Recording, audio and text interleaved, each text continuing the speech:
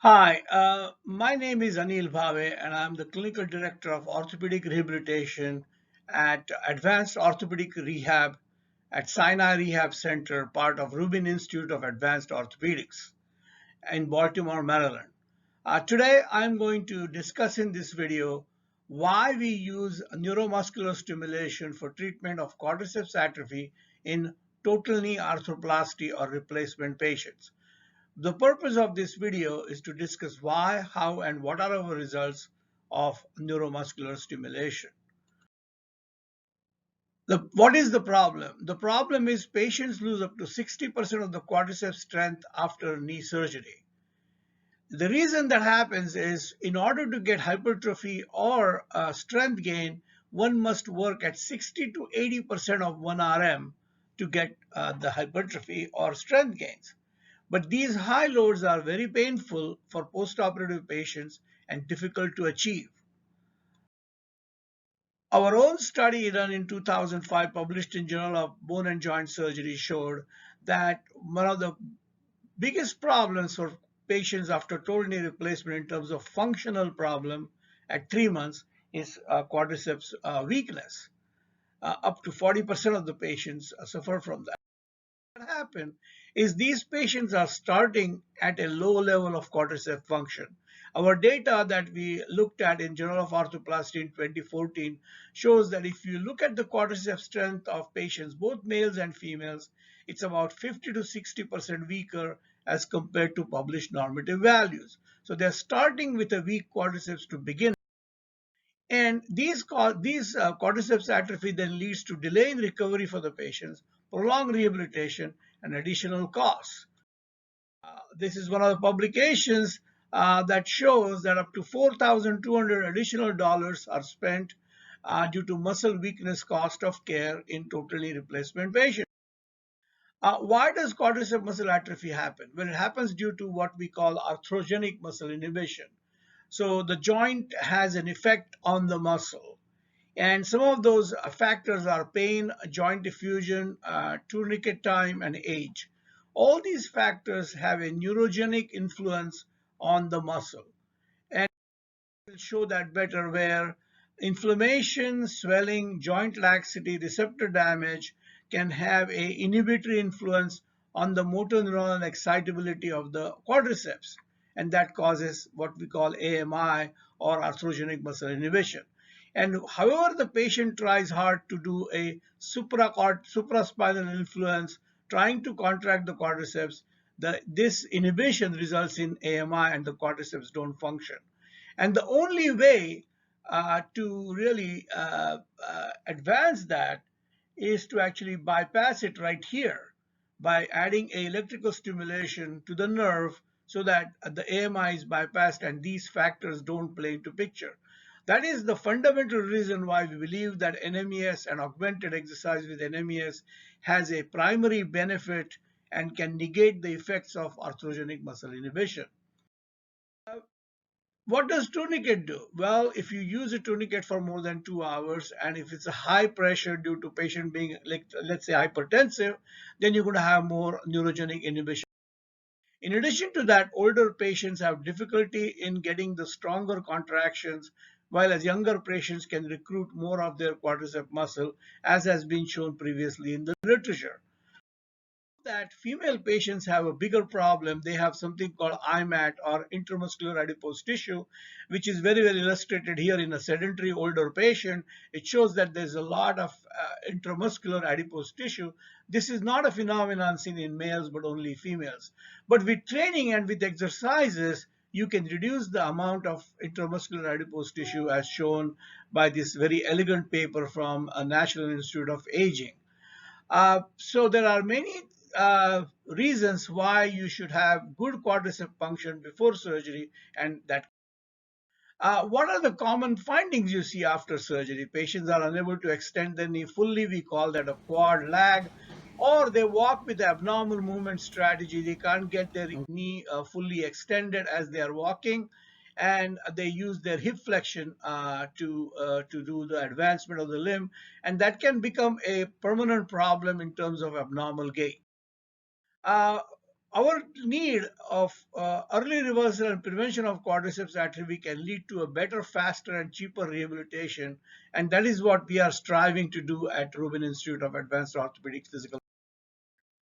We use a Cyamedica E5 or QB1 Go technology for pre and post-operative surgery for our total knees. This is a standalone unit that has a similar wavelength and electrical stimulation protocol as this very fancy device is. Both the devices produce strong contraction of the quadricep muscle, and this one is used for people when people don't have a lot of technology, while as this is a very elegant way of delivering electrical stimulation through control through your smartphone. This is a stimulator controller device that can be used and has indwelling electrodes, as I will show.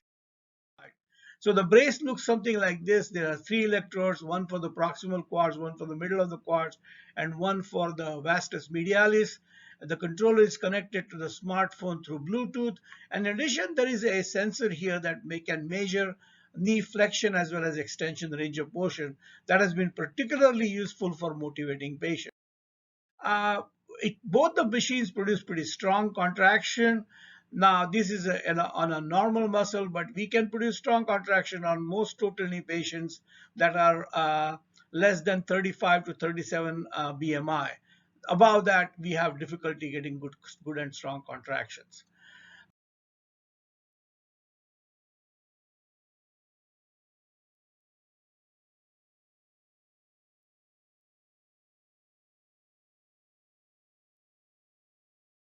In addition to that, the EY unit can monitor range of motion.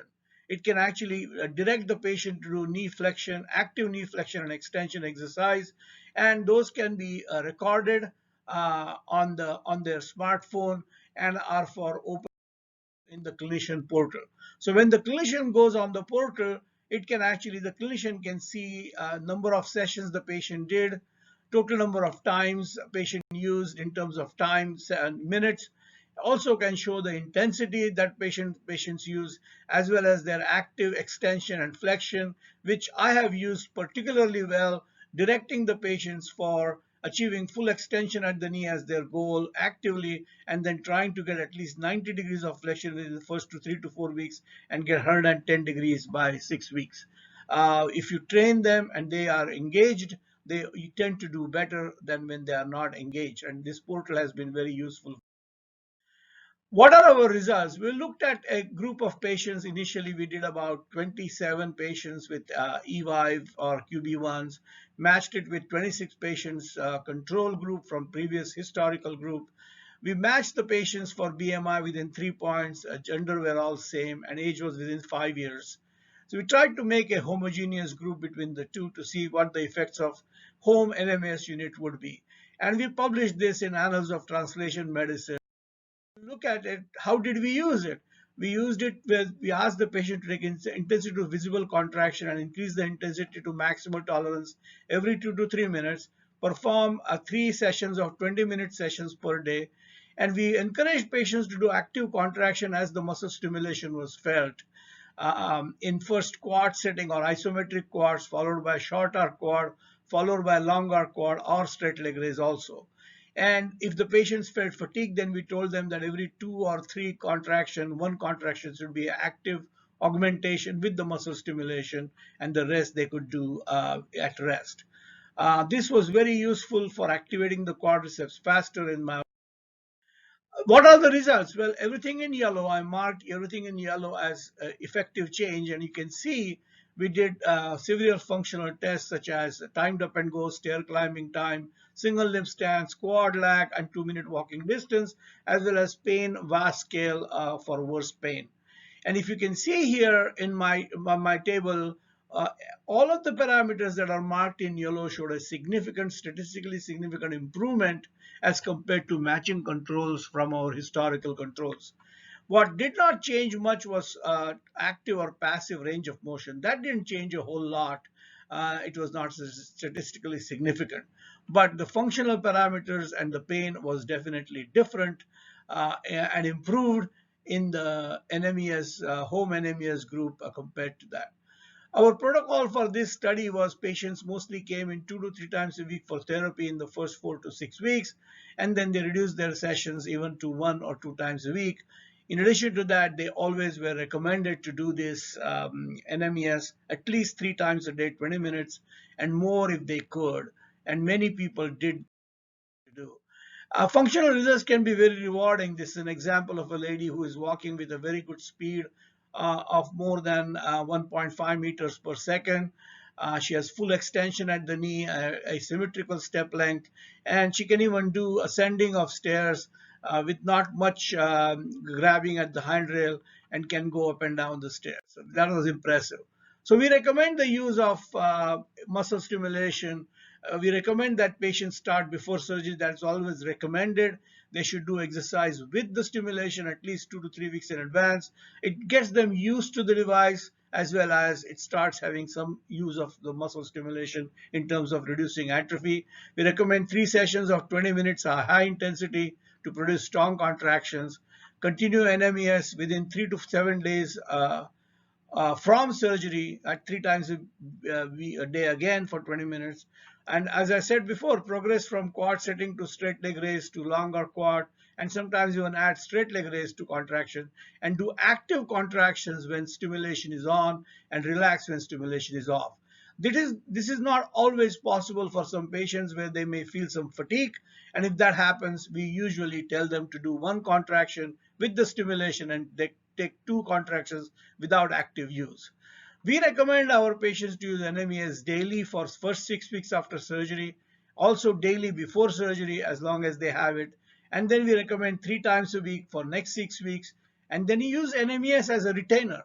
What do I mean by that? Well, patients do have some swelling or pain after even 3 months of total knee. And we recommend that they go back to the muscle stimulation to get their quads activated. That always improves their pain, as well as swelling is reduced, and that they can go back to their natural activity.